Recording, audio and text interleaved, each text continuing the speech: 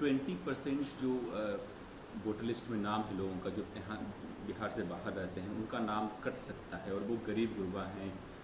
नहीं, बिल्कुल हम लोग इस पे आपका क्या स्टैंड? हम लोग बिल्कुल इसके विरोध में हैं और हमने ऑलरेडी ये कंसर्न जारी किया है और पार्टी में हम लोगों ने अपने कार्यकारिणी की बैठक भी बुलाई है इस विषय को डिस्कस करने के लिए, क्योंकि बिहार में एक बहुत बड़ा वर्ग है जो दिवाली में, छठ में बाहर से आता है और उसके लिए ये संभव नहीं है कि वो दिवाली और छठ से पहले आकर अपना नाम, जैसा कि इलेक्शन कमीशन चाहता है, वो उस तरीके से डॉक्यूमेंट प्रोड्यूस करे और सारे कागजात दें। तो उस तरीके से तो बिहार के 30-40 लाख लोग जो दिवाली छठ में यहाँ आएंगे वो कोई भी वोट नहीं कर पाएगा और ये तो उनके साथ बहुत बड़ा अन्याय हो जाएगा। विपक्ष इसको लेकर के सड़कों पे उतरने की बात कर रहा है।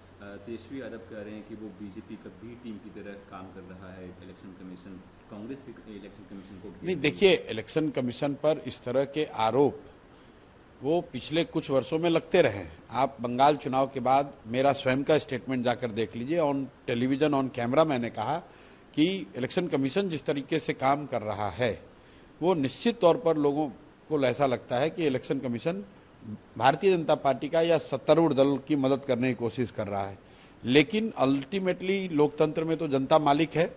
जो इलेक्शन कमीशन बिहार में करने की कोशिश कर रहा है, इससे बहुत बड़ा क्योस यहाँ पर क्रिएट हुआ है और हम लोग सारे रास्ते, सड़क पर उतरना है, इलेक्शन कमीशन से मिलना है, कोर्ट में जाना है, ये सारे रास्ते हम लोग एक्सप्लोर कर रहे हैं। पर 7 तारीख को हम लोग की कार्यकारिणी के इस विषय पर बैठक भी बुलाई गई है, उस पर निर्णय लेंगे और उसके बाद आगे उस कार्रवाई करी जाएगी। में बैठे हैं एनडीए के तमाम, चाहे वो चिराग पासवान हो, बीजेपी हो, ये कह रहे हैं कि लोग तो अभी से हार मान गए, ब्लेम गेम कर रहे हैं। नहीं, देखिए, कोई ब्लेम गेम की बात नहीं है। कौन हारेगा कौन जीतेगा वो तो नवंबर में पता चलेगा। रह गई बात कि जो आप कर रहे हैं, हारना जीतना, मान लीजिए कि जो कह रहे हैं कि गलत है वो हार ही जाए, तो इसका मतलब ये थोड़ी कि कोई गलत हो रहा तो उसके लिए बात नहीं उठाएगा। जस्ट बिकॉज कि आप चुनाव जीत रहे हैं या सत्ता में हैं, इसका मतलब ये नहीं है कि आप जो कहेंगे वही सही है। चिराग पासवान ने आपके बारे में कहा है कि वो एक फैक्टर है बिहार की पॉलिटिक्स में, लेकिन वो विनिंग फैक्टर नहीं है, वो जीतने वालों में से नहीं है। भाई, वो उनका अपना आकलन है, हर व्यक्ति को आकलन करने का अधिकार है।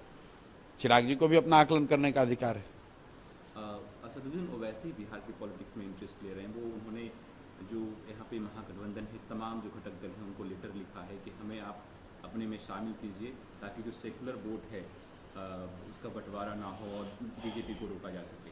भाई, ओवैसी साहब पिछले कई वर्षों से जिस तरह की राजनीति करते हैं, जहाँ चुनाव लड़ते हैं, पूरा देश जानता है कि वहाँ कहाँ चुनाव लड़ते हैं, किस तरह से चुनाव लड़ते हैं।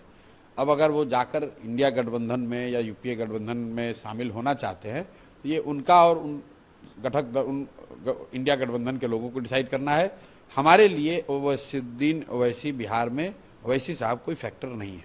आरजेडी ने कहा है कि आप अगर मदद करना चाहते हैं तो आप चुनाव मत लड़िए, आप हैदराबाद में लड़िए चुनाव, बिहार में क्यों लड़ते हैं चुनाव? फिर वही बात है, ये तो अब उनके बीच का मामला है ना, मुझे उससे क्या मतलब है। मेरे को, मैं कह रहा हूँ ओवैसी साहब कोई फैक्टर बिहार में नहीं है।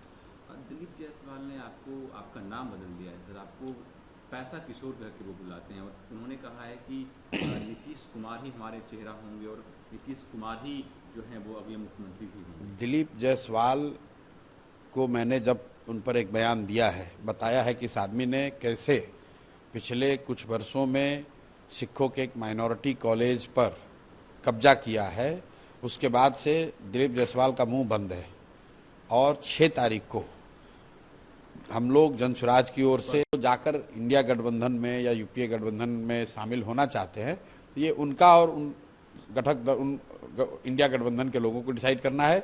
हमारे लिए ओवैसीउद्दीन ओवैसी बिहार में ओवैसी साहब कोई फैक्टर नहीं है।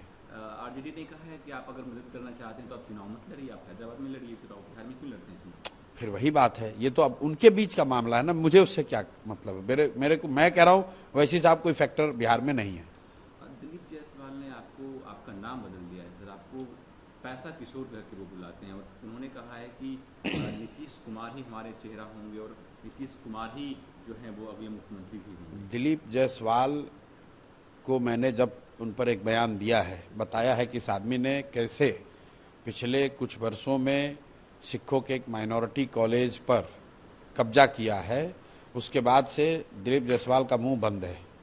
और 6 तारीख को हम लोग जन स्वराज की ओर से एक परसों प्रेस कॉन्फ्रेंस करेंगे और दिलीप जायसवाल के बारे में पूरा जनता के सामने जो सच्चाई है, जो तथ्य है, वो सामने रखेंगे। उसके बाद दिलीप जायसवाल को जो बोलना होगा बोलेंगे। दिलीप जायसवाल से आप जाकर ये पूछ लीजिए कि सर आपने ये कहा था कि साइबर सेल में आपने प्रशांत किशोर के खिलाफ कंप्लेन किया है, एफआईआर किया है, तो उस एफआईआर का क्या हुआ? कहाँ गई पुलिस? सरकार तो आप ही की है, तो पुलिस आकर प्रशांत किशोर से क्यों नहीं पूछ रही है? ये तो झूठे लोग हैं, इनकी कोई विसात नहीं है।